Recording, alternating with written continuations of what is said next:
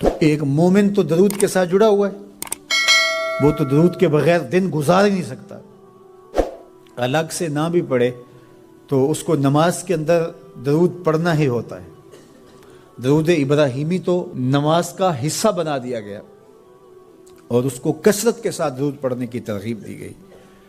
تو درود ایک ایسا وظیفہ ہے کہ جو اپنی زندگی میں جتنا زیادہ شامل کر سکتے ہو اتنا زیادہ شامل کر لو۔ ویسے بھی درود پڑھنے سے بچوں میں تقدس پیدا ہوتا ہے، بچے پاک دامن رہیں، عفت مآب رہیں، ان کی طبع میں تقدس رہے۔ آپ چاہتے ہیں، ہر ماں باپ چاہتا ہے، اور پھر دور موجود کے اندر جو فتنے ہیں تو بہت ضروری ہے کہ ہماری اولادیں تقدس مآب رہیں، تو ان کو درود کی ترغیب دو، تو اس کا عملی نتیجہ یہی ہوگا کہ ان میں تقدس کا جوہر پیدا ہوگا اور ان کی عصمت کی حفاظت رہے گی۔ اور درود شریف پڑھنے والے بچے اور درود شریف نہ پڑھنے والے بچے دونوں کی عادات میں فرق ہوتا ہے۔ درود پڑھنے والوں کی طبع میں رقت، لطافت، نرمی، محبت، شفقت جیسے جذبات پیدا ہوتے ہیں۔ یہ درود شریف کا عملی نتیجہ ہے۔ بعض لوگوں کو شکایت ہوتی ہے کہ ہمارے بچے بڑے اکھڑ ہیں، بڑے تند مزاج ہیں، بڑے سخت گیر ہیں، تو اس کا علاج کیا ہے؟ تو اس کا علاج یہی ہے کہ ان کو درود کی تسبیح دو۔ درود اکڑ توڑ دیتا ہے، طبیعت کی تندی نکال دیتا ہے، طبائع کی تلخیاں ختم کر دیتا ہے، محمد عربی کے نام کی مٹھاس پیدا کر دیتا ہے۔ حضور کا نام شہد سے میٹھا ہے، دل آویز ہے، کھنڈ میں اتنی مٹھاس نہیں ہے، شکر اور گڑ میں اتنی مٹھاس نہیں ہے، شہد میں اتنی مٹھاس نہیں ہے، قند اور نبات میں اتنی مٹھاس نہیں ہے جتنی نام محمد میں رکھی گئی۔ ان کا نام لبوں پر آئے، میٹھا میٹھا منہ ہو جائے، ان کے بول بہاروں جیسے اور اصحاب ستاروں جیسے، ان سا پیارا اور نہ کوئی، ان سے بچھڑ کے لکڑی روئی، جب وہ سیر کو جایا کرتے سر پہ بادل سایا کرتے۔ میرے شہر کے ایک پنجابی شاعر ہیں، انہوں نے تو قلم ہی توڑ دیا نا، تینو سینے دی میں ٹھانڈا کھاں، اگر آپ کا ذوق ہو تو، تینو سینے دی میں ٹھانڈا کھاں، شہد گلاب تے کھانڈا کھاں، تینو نبیاں دا میں لاڑا آکھاں، تیرے ہجر دے وچ میں ہاڑا آکھاں۔ تو ان کا نام ہی میٹھا ہے، دل آویز ہے۔ تو درود غصہ ختم کرتا ہے، طبیعت کی تلخی اور تندی مٹا دیتا ہے، اکھڑ پن ختم کرتا ہے۔ تو آپ اگر چاہیں کہ اولاد اکھڑ ہے تو ان کو کسی طرح درود پہ لے آئیں، درود کی تسبیح ان کے ہاتھ میں دے دیں، تو ان کی طبع میں نفاست بھی آئے گی، ان کی طبع میں لطافت بھی آئے گی، ان کی طبع میں رقت بھی آئے گی، ان کی طبع میں محبت بھی آئے گی، ان کی طبع کے اندر جو ہے وہ لیاقت بھی پیدا ہوگی۔ درود پڑھنے والا بچہ ذہنی استعداد میں درود نہ پڑھنے والے بچے سے بہتر ہوتا ہے۔ یہ بھی آپ تجربہ کر کے دیکھ لیں، دو بچے برابر ذہنی استعداد رکھتے ہوں اور ان میں سے ایک بچہ درود پڑھتا ہو اور ایک درود نہ پڑھتا ہو، تو درود پڑھنے والا بچہ آگے ہوگا۔ یہ درود کی برکتیں ہیں، یہ درود کی رحمتیں ہیں۔ تو درود کثرت سے پڑھنا اپنی اولاد کو سکھائیں گے۔ ہفتہ روزہ آپ محافل کا گھر میں انعقاد کر لیجئے اور اس میں صرف درود شریف پڑھ لیجئے، تو انشاءاللہ اس سے آپ دیکھیں گے کہ اولاد کو اس کا فرق پڑتا ہے۔ یہ تربیت کا ایک آسان نسخہ ہے اور یہ وہ وظیفہ ہے جس سے تھکن نہیں ہوتی، یہ وہ وظیفہ ہے جس سے طبیعت میں تلخی نہیں آتی۔ کہتے ہیں وظیفہ میں نے پڑھا ہے تو وظیفہ پڑھتے پڑھتے میری طبیعت میں یہ ہو گیا ہے، وہ بعض کہتے ہیں وظیفہ الٹ پڑ گیا ہے۔ بڑے وظیفے الٹ پڑھ سکتے ہیں لیکن درود الٹ نہیں پڑھتا، درود ہے ہی سیدھا، یہ الٹوں کو بھی سیدھا کر دیتا ہے۔ تو درود پڑھیں اور یہ منہ بھی میٹھا رکھے گا، یہ دل بھی ٹھنڈا رکھے گا، یہ دنیا بھی ٹھنڈی رکھے گا اور آخرت بھی ٹھنڈی کر دے گا۔ درود چراغ بھی ہے، درود کستوری بھی ہے، خوشبو بھی ہے، مہک بھی ہے، شہد بھی ہے، گلاب بھی ہے، کھنڈ بھی ہے۔ اور سینے کی ٹھنڈ بھی ہے۔ تو درود اپنی طبع کے اندر اچھی طرح سے راسخ کر لیں اور اپنی اولادوں کی طبع میں اس کو راسخ کریں۔ اس سے آپ عملاً دیکھیں گے، میں سالوں کی بات نہیں کرتا، اشروں مہینوں کے اندر آپ فرق پڑتا دیکھیں گے۔ میرے اور آپ کے آقا و مولا نے ارشاد فرمایا، قیامت کے دن میرے سب سے قریب وہ ہوگا جو کثرت سے میرے اوپر درود پڑھنے والا ہوگا۔ تو یہ حضور کی قربت کا ضامن ہے درود۔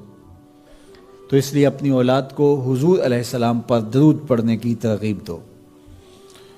بچپن میں ہی اپنے گھر کے اندر مجالس درود قائم کرو۔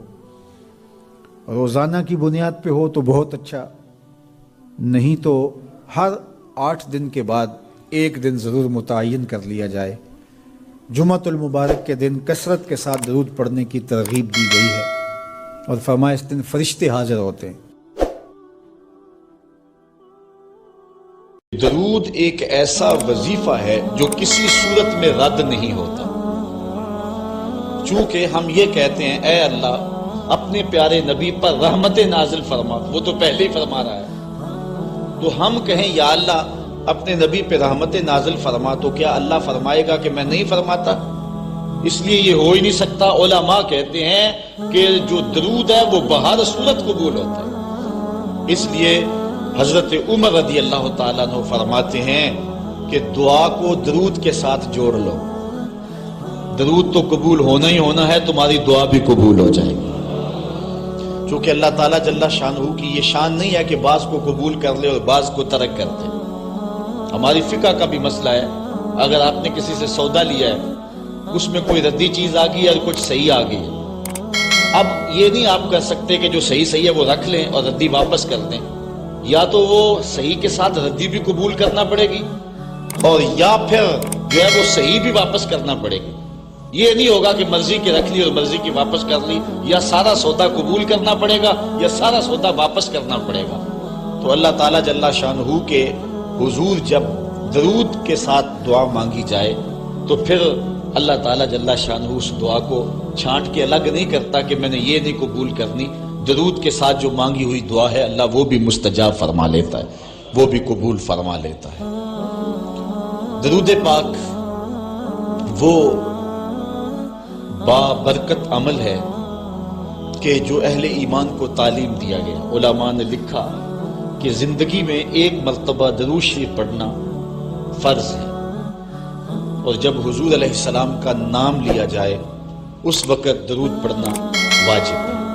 اس کے علاوہ بھی وجوب کے اور بہت سارے مقامات علماء نے بیان کیے، اور نمایاں 40 مقامات علماء نے بیان کیے جہاں درود شریف پڑھنا مستحب ہے، لیکن بعض مقامات پہ درود شریف پڑھنا مکروہ بھی ہے، جس طرح باتھ روم اور اس قبیل کے اور مقامات اور جگہ اور جو ہے وہ احوال ایسے ہیں جہاں درود شریف نہیں پڑھا جائے گا۔ باقی درود شریف وہ بابرکت وظیفہ ہے، وہ مقبول بارگاہ عمل ہے کہ جس کو جتنی بار مرضی پڑھو، ایک تو طبیعت میں اکتاہٹ نہیں ہوتی، انسان تھکتا نہیں، اور دوسرا اس عمل کی برکتیں اتنی ہیں، اس کا ثواب اتنا ہے کہ حضور نبی رحمت صلی اللہ علیہ وسلم کا فرمان حضرت ابو ہریرہ رضی اللہ تعالی عنہ سے سماعت کر لیجئے کہ حضور علیہ السلام نے ارشاد فرمایا، من صلی علیہ صلاۃ واحدۃ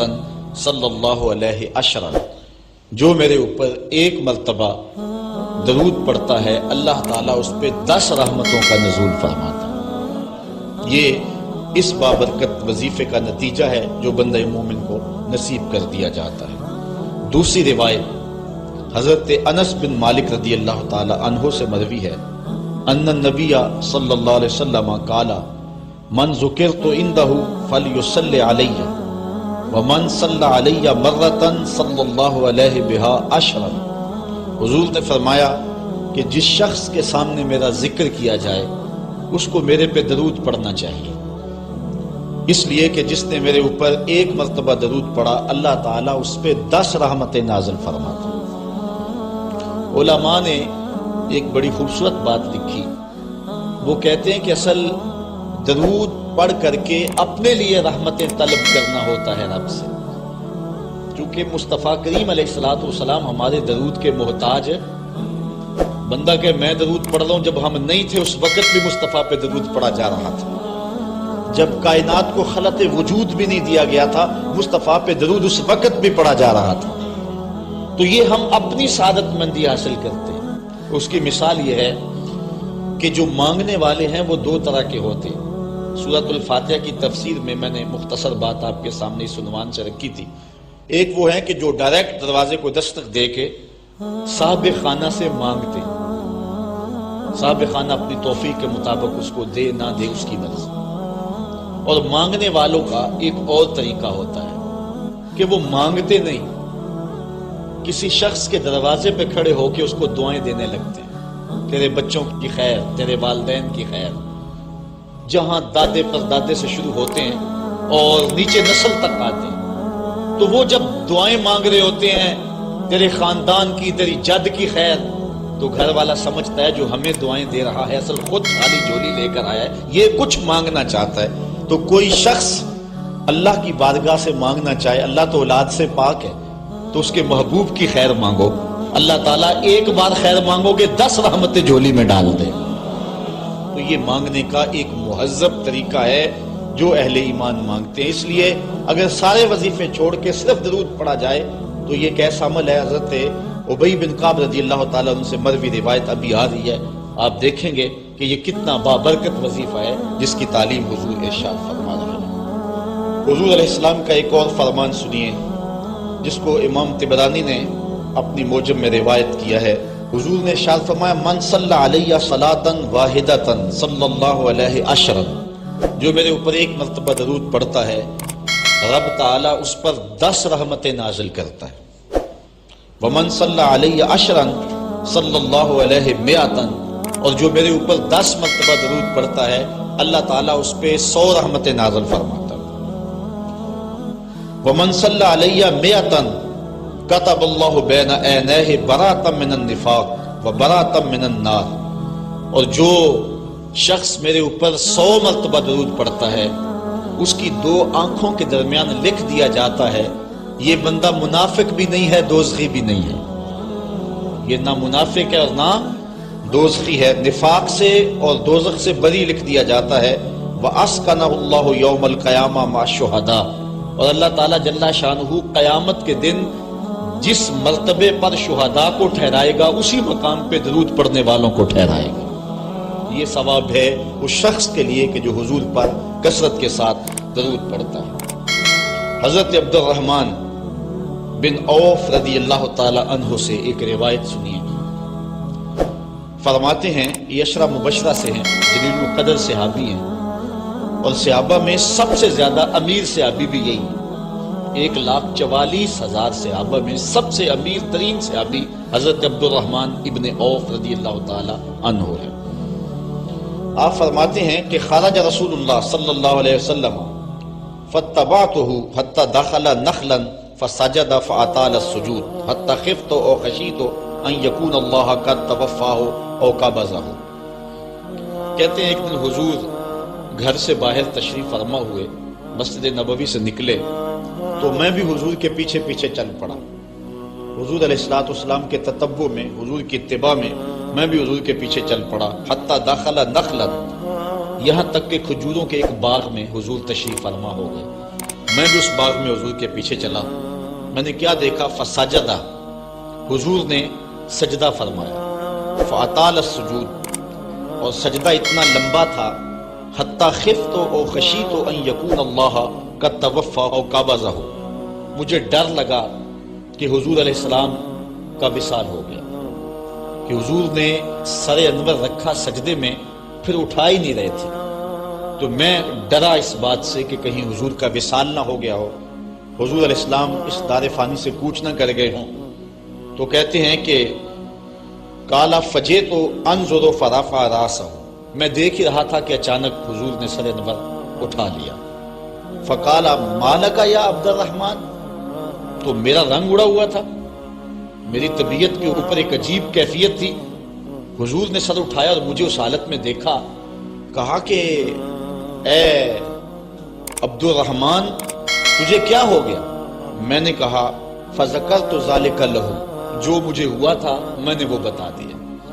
میں تو ڈر گیا تھا، کیونکہ صحابہ کی زندگی ہی تو حضور کے نام سے تھی، اور آقا کریم کی زندگی کے ساتھ اور حضور کی حیات کے ساتھ ہی تو وہ جیتے تھے بلکہ اڑتے تھے۔ اور صحابہ رضوان اللہ علیہ مجمعین کے لیے سب سے مشکل وقت حضور علیہ السلام کی وفات کا وقت تھا، ان سے برداشت نہیں ہوتا تھا۔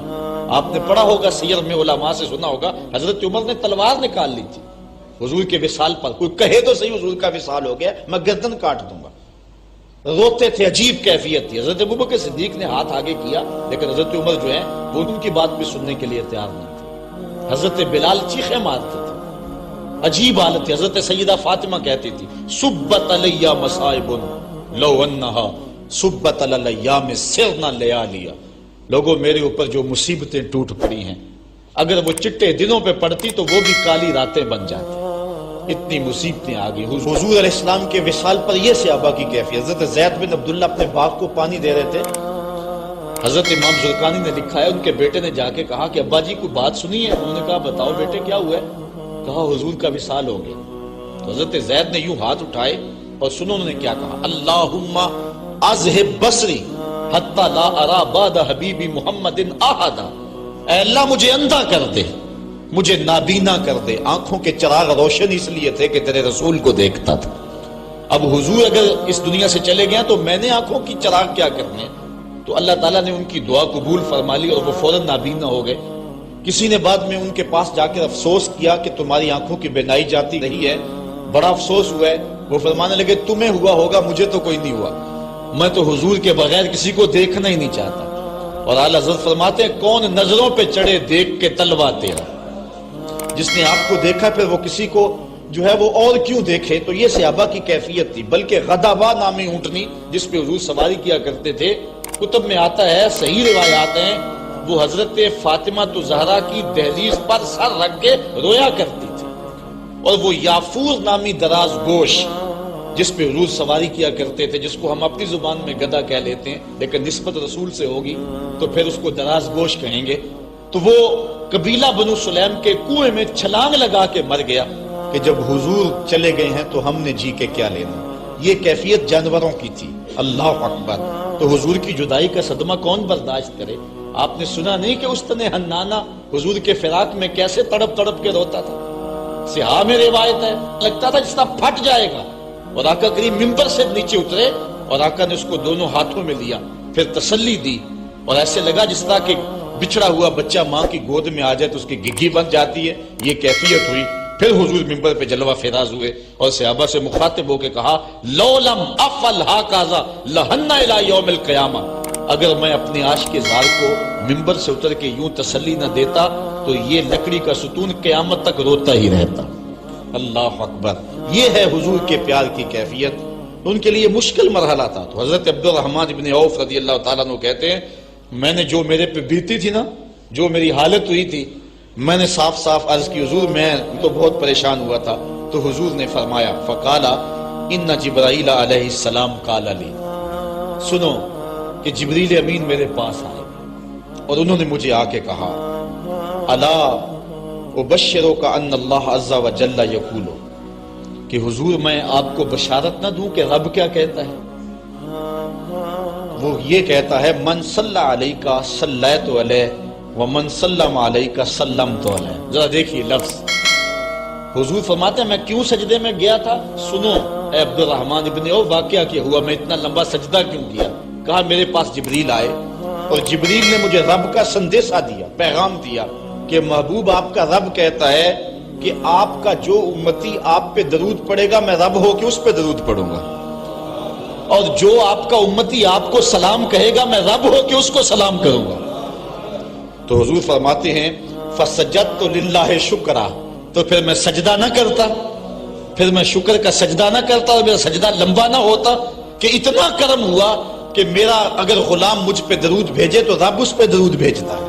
اللہ اکبر۔ یہ کرم نوازیاں اس شخص پر کہ جو حضور نبی رحمت صلی اللہ علیہ وسلم پر درود بھیجتا ہے۔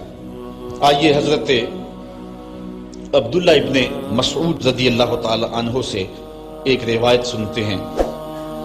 کہتے ہیں کہ ان للہ ملائکۃ سیاحین یبلغون عن امتی السلام، اللہ کے کچھ فرشتے ہیں جن کی ڈیوٹی یہ ہے وہ دھرتی پر گھومتے ہیں، پوری دنیا پہ چکر لگاتے ہیں، اور کرتے کیا ہیں، جہاں جہاں بھی کوئی شخص میرے اوپر سلام بھیجے تو وہ اس امتی کا سلام میرے تک پہنچاتے ہیں کہ حضور آپ کے فلاں امتی نے آپ تک جو ہے وہ سلام بھیجا ہے۔ اور دوسری روایت حضرت حسن رضی اللہ تعالیٰ عنہ اپنے باپ حضرت علی المرتضیٰ سے روایت کرتے ہیں کہ حضور علیہ السلام نے ارشاد فرمایا، حیث ما کنتم فصلوا علیہ فإن صلاتکم تبلغنی، فرمایا علی جہاں بھی رہو میرے اوپر سلام پڑھا کرو، تمہارا سلام مجھے پہنچتا ہے، جہاں بھی رہو میرے اوپر سلام پڑھنے کو، عمل کو نہ چھوڑنا۔ قیامت کے دن حضور علیہ السلام کی سب سے زیادہ قربت کس شخص کو نصیب ہوگی؟ تو وہ روایت ہے حضرت عبداللہ ابن مسعود رضی اللہ تعالی عنہ سے کہ حضور نے فرمایا، ان اول الناس بی یوم القیامہ اکثرہم علی صلاۃ، قیامت کے دن میرا سب سے زیادہ قریبی شخص وہ ہوگا کہ جو میرے اوپر کثرت کے ساتھ درود پڑھا کرتا ہے۔ حضرت ابی بن کعب رضی اللہ تعالیٰ عنہ کی وہی روایت جو میں نے جس کا اشارہ دیا، روایت کرتے ہیں، کان رسول اللہ صلی اللہ علیہ وسلم اذا ذهب ربع اللیل قام فقال یا ایھا الناس اذکروا اللہ جاءت الراجفہ تتبع الرادفہ جاء الموت بما فیہ جاء الموت بما فیہ۔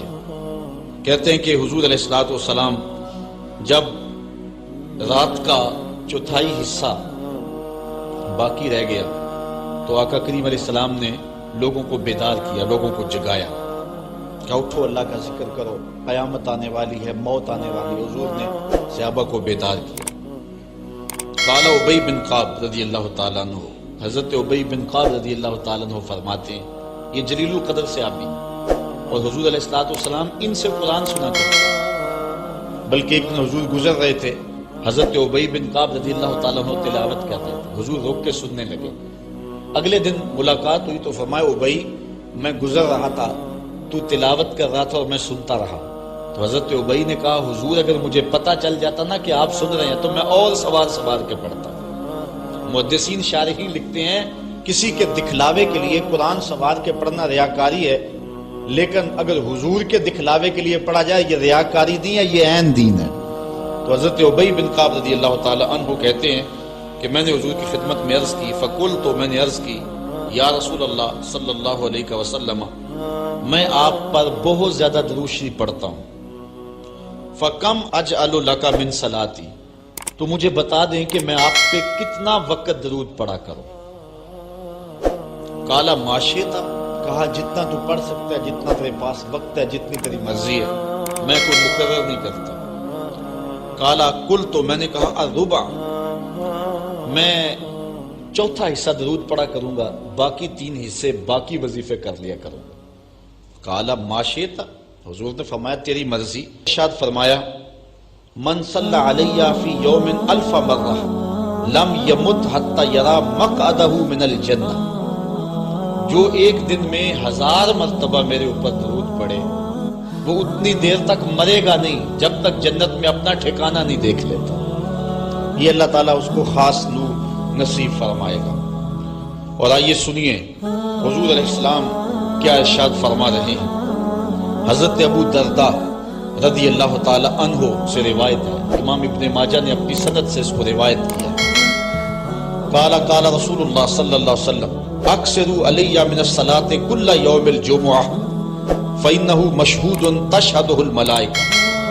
حضور نے فرمایا کہ ہر جمعے کے دن میرے اوپر کثرت کے ساتھ درود پڑھا کرو، چونکہ یہ یوم مشہود ہے، اس دن فرشتے حاضر ہوتے ہیں، تو جمعے کے دن کثرت کے ساتھ باقی دنوں کی نسبت میرے اوپر درود پڑھا کرو۔ تو وَإِنَّ أَحَدًا لَن يُصَلِّيَ عَلَيَّ إِلَّا أُرِدَتْ عَلَيَّ صَلَاتُهُ حَتَّى يَفْرُغَ مِنْهَا، اس لیے کہ تم میں سے جو کوئی میرے اوپر درود پڑھتا ہے جب تک فارغ نہیں ہو جاتا اس کا درود جو ہے وہ میرے اوپر پہنچا دیا جاتا ہے۔ کالا، تو حضرت ابو درداء کہتے ہیں، قل، تو میں نے کہا، وبعد الموت، حضور جب آپ اس دنیا سے چلے جائیں تو کیا اس کے بعد بھی یہ وظیفہ اور یہ عمل جاری رکھیں؟ حضرت ابو درداء رضی اللہ تعالی عنہ نے جو ہے یہ وضاحت حضور سے پوچھی اور یہ بھی بڑے جلیل القدر صحابی ہیں، بلکہ صحابہ میں سے انتہائی متقی اور پرہیزگار صحابی ہیں۔ بلکہ حضرت ابو درداء کے بارے میں آتا ہے کہ فجر کی نماز پڑھ کے جلدی چلے جاتے تھے۔ ایک دن حضور نے روک کر کے کہا، ابو درداء کاہے کی جلدی ہوتی ہے کہ رکتے بھی نہیں، بہت جلدی چلے جاتے ہو؟ عرض کی حضور، میرے ہمسایوں کے گھر میں کھجور کا ایک لمبا درخت ہے، اور آج کل مدینے میں کھجوروں کے پکنے کا موسم ہے، اور سحری کے وقت ٹھنڈی ہوائیں مدینے کو سلامی دینے آتی ہیں، اور میں اس لیے جلدی جلدی چلا جاتا ہوں کہ وہ جو کھجوریں جھڑ کے میرے بیڑے میں گر جاتی ہیں، بچوں کے اٹھنے سے قبل ہمسائے کے گھر میں پھینک دوں، کہیں میرا بچہ کوئی نہ کھا لے۔ اور ہماری سڑک سے گنے کی ٹرالی گزر کے تو دیکھے۔ یہ دیکھیے حضور علیہ السلام کے صحابی کا عمل اور ان کی زندگی کے معمولات۔ یہ ہے حضرت ابو درداء رضی اللہ تعالیٰ عنہ۔ کہتے ہیں میں نے حضور سے کہا، حضور جب آپ اس دنیا سے چلے جائیں گے تو کیا پھر بھی درود آپ کو بھیجے اور پھر بھی آپ پر پہنچتا رہے گا؟ تو سنو حضور نے کیا کہا۔ حضور نے فرمایا، ان اللہ حرم علی الارض ان تاکل اجساد الانبیاء علیہم الصلاۃ والسلام۔ اللہ تعالیٰ نے مٹی پر حرام کر دیا ہے کہ وہ نبیوں کے جسموں کو کھائے۔ نبی قبروں میں زندہ ہوتے ہیں اور ان کو رزق بھی دیا جاتا ہے۔ حضرت ابن ماجہ نے یہ روایت باسناد جید، اچھی سند کے ساتھ اس کو روایت کیا ہے۔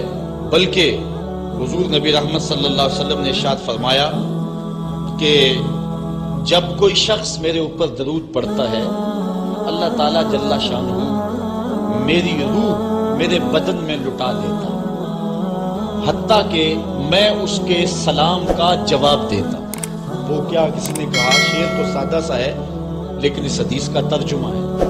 وہ کسی شاعر نے کہا تھا کہ درود پڑھنے سے ثواب ملتا ہے اور سلام پڑھنے سے جواب ملتا ہے۔ اگر کوئی شخص حضور کی بارگاہ میں سلام پیش کرے تو اس کا جواب ملتا ہے، اور اہل حق حضور علیہ السلام کی بارگاہ میں اس سلام کو محسوس کرتے ہیں۔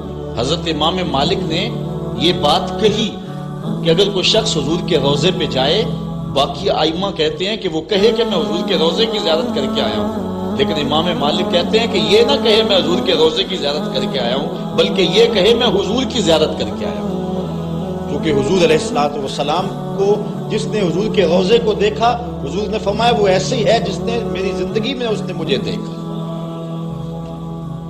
حضرت شیخ سید احمد کبیر الرفائی رحمت اللہ تعالی علیہ بہت بڑے بزرگ گزرے، ساری زندگی حضور پر کثرت کے ساتھ درود پڑھا، اور حضور علیہ السلام کی طرف سے جو باطن میں جواب آتا رہا اس کو موصول کرتے رہے۔ اللہ تعالیٰ جل شانہ نے توفیق دی، پھر دیار نور میں حاضر ہوئے۔ 555 ہجری کا یہ واقعہ، اس کو تمام مکاتب فکر کے لوگوں نے سوائے ایک مکتبہ فکر کے اپنی کتابوں میں لکھا ہے۔ تبلیغی جماعت والوں نے اپنے شیخ الحدیث زکریا سہارنپوری نے کتاب الحج میں لکھا ہے، باقی لوگوں نے بھی لکھا ہے، درجنوں تذکرہ نگاروں نے اس واقعہ کو بیان کیا ہے، اور اس کی صحت پر اہل علم کو کوئی اختلاف نہیں ہے۔ 555 ہجری کی بات ہے کہ وہ حضور کے روضے پہ بنفس نفیس حاضر ہوئے، اور حاضر ہو کے انہوں نے جو حضور کی بارگاہ میں عرض کی، کیونکہ سید تھے، حضور کی اولاد تھی، کہا کہ حضور ساری زندگی میری روح سلام لے کے آپ کی خدمت میں حاضر ہوتی تھی اور آپ کا روحانی جواب وصول کرتی تھی۔ آج آپ کا بیٹا بنفس نفیس خود حاضر ہو گیا، آج میں روحانی جواب نہیں لوں۔ اور حضور کے روضے کے سامنے کھڑے ہو گئے اور ادب سے سلام پیش کیا۔ پھر کیا ہوا، 70,000 لوگ مسجد نبوی میں موجود تھے، جنہوں نے دیکھا حضور نے دست انور روضہ انور سے باہر نکال دیا، اور حضرت شیخ سید رفائی رحمت اللہ تعالی علیہ نے حضور کے دست کرم کا بوسہ لیا۔ حضرت غوث اعظم شیخ عبد القادر جیلانی علیہ رحمہ فرماتے ہیں اتفاق سے اس دن میں بھی موجود تھا، اور کہتے ہیں کہ حضرت امام رفائی کے صدقے سے حضور کے دست اقدس کی زیارت میں نے بھی کر لی۔ اللہ اکبر! یہ حضور علیہ السلام کا شفقت فرمانا ہے ان لوگوں پر جو حضور علیہ السلام پر کثرت کے ساتھ درود پڑھتے ہیں۔ جن لوگوں نے حضور علیہ السلام کے اوپر درود پڑھنا معمول بنایا ہے، یہ موضوع اپنے دامن میں بڑی وسعت رکھتا ہے، ان پر بڑے بڑے کرم ہو گئے۔ آج کا جو عنوان ہے صلو علیہ وآلہ، یہ شیخ سعدی کی مارکۃ الآراء ایک ربائی کا آخری مصرع ہے، اور متواتر صدری روایات کے مطابق حضرت شیخ سعدی شیرازی، جو کہ بہت بڑے شاعر تھے اور قادر الکلام شاعر تھے، آج صدیاں گزرنے کے بعد بھی آپ کی گلستہ اور بوستہ اور کریمہ آج بھی اسی طرح مقبول ہے جس طرح صدیوں قبل تھی۔ ورنہ کسی زمانے میں فردوسی کا شاہ نامہ پڑھا جاتا تھا، لیکن آج دنیا کو اور نئی نسل کو فردوسی کے شاہ نامے کا پتہ بھی نہیں ہے۔ لیکن کوئی بھی فارسی مذاق رکھنے والا ہو، وہ شیخ سعدی سے ناآشنا نہیں ہو سکتا۔ ان کو جو مقبولیت تامہ ملی ہے، ایسے قادر الکلام شاعر کہ جس عنوان پر بھی آتے حد کرتے چلے جاتے۔ حضرت شیخ سعدی شیرازی اگر حضور کی مدح میں قلم اٹھاتے ہیں تو ان کا اسلوب بڑا خوبصورت ہے۔ کریم السجایا جمیل الشیم نبی البرایا شفیع الامم، زباں تا بود در رہاں جائے گی ثنائے محمد بود دل پذیر، حبیب خدا اشرف انبیاء۔ اگر لکھتے ہیں تو حد کرتے چلے جاتے ہیں۔ اب انہوں نے حضور کا قصیدہ لکھنا شروع کیا، اور کیا لکھتے ہیں؟ بالغ العلا بکمالہ۔ اس کا معنی ہے کہ آپ اپنے کمال کی وجہ سے بلندیوں تک پہنچے۔ کشفت دجا بجمالہ، اور آپ کے چراغ حسن نے اندھیروں کو دور کر دیا۔ حسنت جمیع خصالہ، اور آپ کی ساری خوبیاں با کمال ہیں۔ ربائی کو ربائی اس لیے کہتے ہیں کہ وہ 4 اشعار پر مشتمل ہوتی ہے۔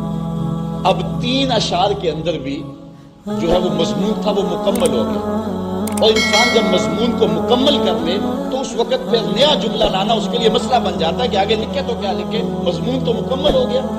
اب یہاں کیا تھا؟ بالغ العلا بکمالہ، کشفت دجا بجمالہ، حسنت جمیع۔ اگر اس کا معنی ذہن میں ملحوظ رکھیں تو آگے جو چوتھا جملہ ہے اس پہ آپ کو لطف آئے گا۔ بالغ العلا بکمالہ، وہ اپنے کمال سے، اپنی طاقت پرواز سے، اپنی قوتوں سے، اللہ کی دی ہوئی عطا سے وہاں تک پہنچے جہاں تصور بھی نہیں پہنچ سکتا۔ کشفت دجا بجمالہ، ان کے جمال نے کائنات میں اجالے پھیلا دیے، روشنیاں کر دی، اندھیرے چھٹ گئے۔ پھر آخر میں حسنت جمیع خصالہ، کیا بتائیں ان کی ہر خوبی، ہر خو و خصلت ہی اچھی ہے۔ اب بات تو مکمل ہو گئی، لیکن ربائی چاہتے تھے۔ شیخ سعدی پریشان، اسی پریشانی میں نیند آ گئی، سوئے تو حضور کا دیدار ہو۔ فرمایا سعدی آگے کہتے کیوں نہیں ہو؟ صلو علیہ وآلہ، صلو علیہ وآلہ۔ اور بنتا ہی یہ ہے، میں اصل خود بھی شاعری سے تعلق رکھتا ہوں، کسی زمانے میں کچھ لکھا بھی ہے، لیکن یہاں تھوڑا سا میں آپ کو اپنے ساتھ اس لیے سفر کروا رہا ہوں کہ آپ اقبال کے دیس کے باسی ہیں، اس لیے آپ سے ایسی باتیں میں کر لیتا ہوں، ورنہ بعض کا یہ ایسی باتیں نہیں چھیڑتی، یہ مشکل ہوتی ہے، لیکن آپ لوگوں کے خمیر اور مزاج کے اندر جو ہے یہ لذت اور یہ چاشنی موجود ہے۔ اب ذرا توجہ کیجیے، بالغ العلا بکمالہ، وہ بلندیوں پر پہنچ گئے۔ کشفت دجا بجمالہ، اپنے جمال سے اندھیرے چھٹا دیے، دور کر دیے۔ حسنت جمیع خصالہ، کیا بتائیں ان کی ہر خوبی ہی با کمال ہے۔ تو جب ہر خوبی با کمال ہے تو پھر جی نہیں چاہتا کہ پڑھو صلو علیہ وآلہ، یعنی پھر دل اچھلتا ہے، روح پکارتی ہے، جو اتنی خوبیوں کا منبع و مصدر ہے، اتنے کمالات کا جامع ہے، جس کے دم سے اندھیرے چھٹ گئے، جس کے دم سے کائنات میں اجالے پھیل گئے، تو پھر کیوں جی نہیں چاہتا کہ اس نبی پر درود پڑھا جائے؟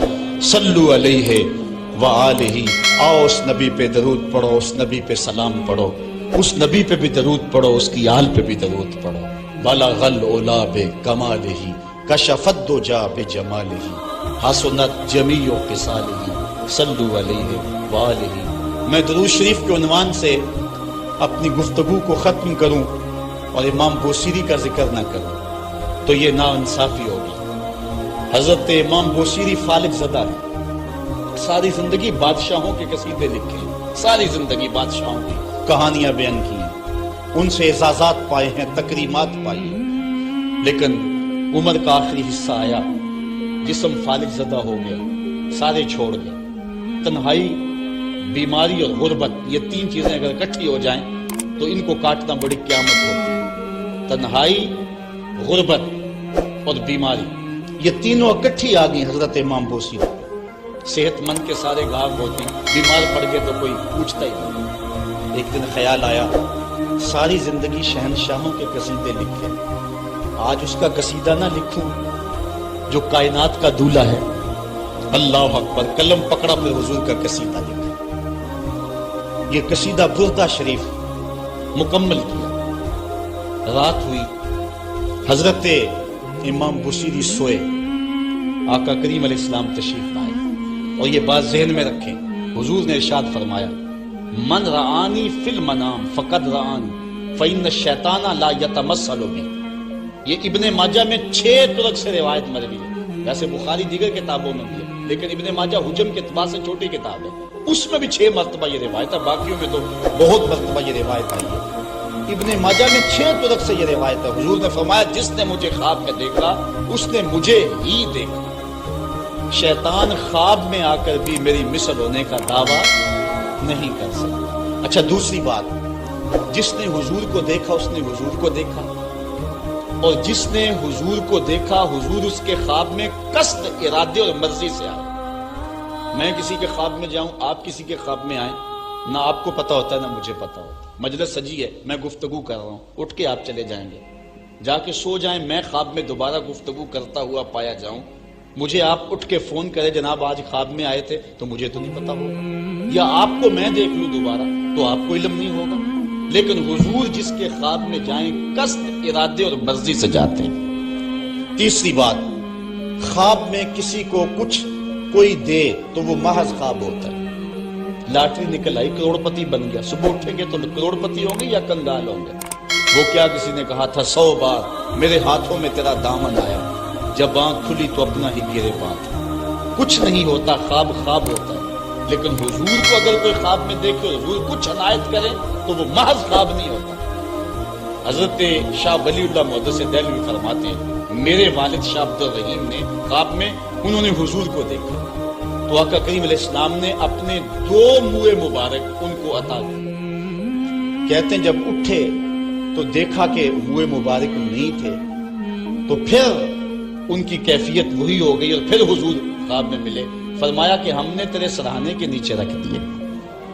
تو کہتے ہیں کہ وہ 2 بال حضرت شاہ ولی اللہ محدث دہلوی فرماتے ہیں ان کی علامت یہ تھی کہ وہ صندوق میں ہم رکھتے تھے، جب اس کو دھوپ میں لے کے نکلتے بدلی سایہ کیا کرتی تھی. اور فرماتے ہیں کہ جب وراثت تقسیم ہوئی تو 1 بال میرے حصے میں تھا، حضور کا منہ انور، حضور کا منہ مبارک. تو جس نے حضور کو خواب میں دیکھا حضور کو ہی دیکھا. حضور قصد سے آئے، جو دیا حقیقت میں دیا. اور چوتھی بات، وہ بخاری کی روایت ہے، من رآنی فی المنام فسیرانی فی الیقظہ. جس نے مجھے خواب میں دیکھا نہ قریب جاگتے بھی دیکھ لے گا. شارحین لکھتے ہیں ساری زندگی نہ دیکھ سکا، جب روح نکل رہی ہوگی رخ محبوب سامنے ہوگا. اور اگر اس وقت حضور کا دیدار ہو جائے تو چاہیے بھی کیا، سوکھا نکلے سا ظہوری جے ویخ لواں مکھ تیرا. اگر اس وقت حضور کا دیدار ہو جائے تو اور کیا چاہیے. تو حضرت امام بوصیری کہتے ہیں کہ میں سویا مقدر جاگا، حضور تشریف لایا. فرمایا بوصیری جو قصیدہ لکھا ہے وہ سناؤ تو صحیح. تو انہوں نے وہ مشہور قصیدہ مولا صلی وسلم دائما ابد، وہ قصیدہ حضور کی خدمت میں پیش کیا. تو آقا کریم علیہ السلام نے اپنا دست شفا ان کے بدن پہ پھیرا اور حضور نے اپنی چادر اتار کر کے حضرت امام بوصیری کو دے دی. بردہ عربی میں کہتے ہیں جو ہے وہ چادر کو، اسی لیے اس قصیدے کو قصیدہ بردہ کہتے ہیں، وہ قصیدہ جس کی جزا میں چادر عنایت ہوئی تھی. حضرت امام بوصیری جب اٹھے تو بالکل ٹھیک تھے، چادر اوڑی اور مسجد میں نماز پڑھنے کے لیے جا رہے ہیں. راستے میں ایک درویش کھڑا تھا، کہا بوصیری رات والا قصیدہ تو سناؤ جو تم نے لکھا ہے. حضرت بوصیری کہتے ہیں میں نے لکھا تھا اور کسی کو پتہ نہیں تھا. میں نے کہا کون سا قصیدہ؟ کہنے لگے بھولے نہ بنو، جو حضور کو سنایا تھا. کہنے لگے کہ میں نے کہا کہ تجھے کیسے پتا ہے؟ کہا بتاؤں یہ چادر کون سی ہے؟ اللہ اکبر. تو امام بوصیری رحمت اللہ تعالی علیہ نے حضور علیہ السلام پر یہ درود لکھا مولا صلی وسلم دائما ابدا، اور یہ جزا پائی. حضرت سید محمد بن سلیمان رحمت اللہ تعالی علیہ ایک بزرگ گزرے ہیں. یہ 708 ہجری میں پیدا ہوئے تھے۔ کہتے ہیں کہ میں ایک دن کسی بستی سے گزر رہا تھا اور وہاں ایک کنواں تھا، اس کا پانی تھوڑا سا نیچے تھا اور میرے پاس کوئی چیز نہیں تھی جس سے میں ڈول ڈال کر کے وہ پانی نکال سکوں۔ میں متحیر کھڑا تھا، ساتھ ہی ایک شکستہ سا کچا سا مکان تھا، اس مکان کے اوپر ایک چھوٹی عمر کی لڑکی کھڑی تھی۔ مجھے کہنے لگی کہ آپ پریشان ہیں؟ میں نے کہا ہاں بیٹے، مجھے پریشانی یہ ہے کہ میں نے وضو کرنا اور نماز پڑھنی ہے اور وقت جا رہا ہے اور یہ پانی بہت نیچے ہے، اگر تم کچھ میری مدد کر سکتی ہو تو ضرور کرو۔ وہ چھت سے نیچے آئی اور اس نے آ کے اپنا لعاب اس کنویں میں پھینکا۔ حضرت شیخ سید محمد بن سلیمان فرماتے ہیں کہ میں نے دیکھا کہ یکا یک کنویں کا پانی اچھل کے کناروں تک آ گیا اور بہنے لگا۔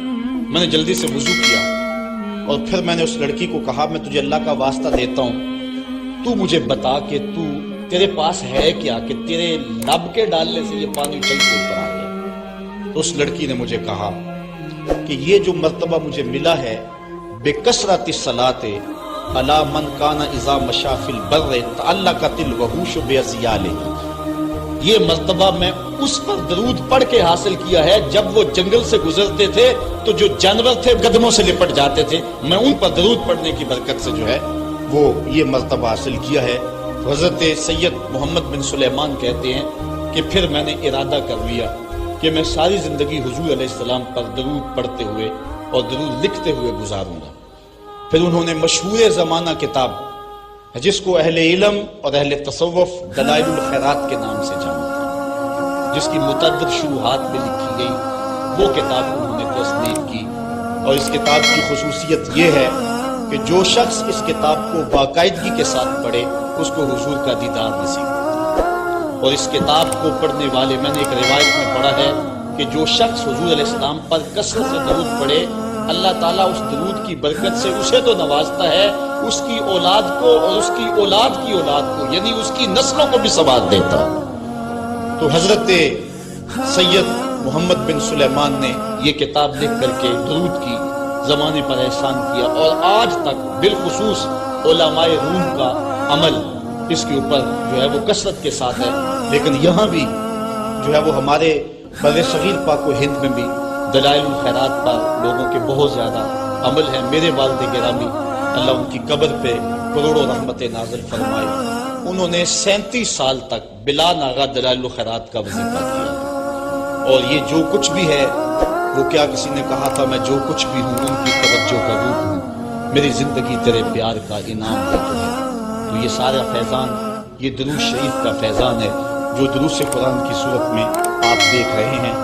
حضرت سید محمد بن سلیمان رحمۃ اللہ تعالی علیہ کا پھر انتقال ہو گیا اور سوس نامی ایک بستی کے اندر ان کو دفن کر دیا گیا۔ پھر اس کے بعد 77 سال کے بعد ان کو وہاں سے مراکش منتقل کیا گیا، اور آپ کو جب دفن کیا گیا، اور یہ بات اخبار مشہورہ میں سے ہے کہ آپ کی قبر کی مٹی سے درود کی برکت کی وجہ سے کستوری جیسی خوشبو آیا کرتی، اور جب اتنے طویل عرصے کے بعد ان کو قبر سے نکالا گیا تو جب وہ فوت ہوئے تھے تو انہوں نے تھوڑی دیر پہلے حجامت بنائی تھی، اور جب لحد سے ان کو نکالا گیا 77 برس بعد تو ایسے لگتا تھا کہ جس طرح ابھی خط کروایا ہے، اور لوگوں نے ان کے جسم کو انگلی لگا کر کے دیکھا تو جس طرح ایک زندہ شخص کے جسم کو انگلی لگائیں تو خون ہٹ جاتا ہے اور جگہ زرد ہو جاتی ہے، تو ایسے ہی لوگوں نے پایا کہ جگہ زرد ہو گئی، پھر انگلی اٹھائی تو جو ہے وہ پھر وہاں دوبارہ سرخی آنے لگی۔ تو اس شخص نے بتایا کہ یہ دیکھو کیا ہے، تو پھر جو بھی زیارت کرنے آتا وہ انگلی لگا کے دیکھتا اور اس طرح دباتا آپ کی جلد کو، اور وہ زرد ہو جاتی اور پھر دوبارہ خون آتا، تو پھر ان کی زیارت بند کر دی گئی، اور وہاں سوس سے اٹھا کر کے ان کو مراکش کے اندر دفن کیا گیا۔ جو شخص حضور علیہ السلام پہ درود پڑھے تو اس کو حیات جاوداں مل جاتی ہے، اور صاحب درود نبی کا کمال اور مرتبہ کیا ہوگا۔ تو فرمایا ان اللہ وملائکتہ یصلون علی النبی یا ایھا الذین آمنوا صلوا علیہ وسلموا تسلیما۔ آؤ ہم حضور کی بارگاہ میں پورے ادب سے ہدیہ درود پیش کریں۔ الصلاۃ والسلام علیک یا رسول اللہ وعلی آلک واصحابک یا محبوب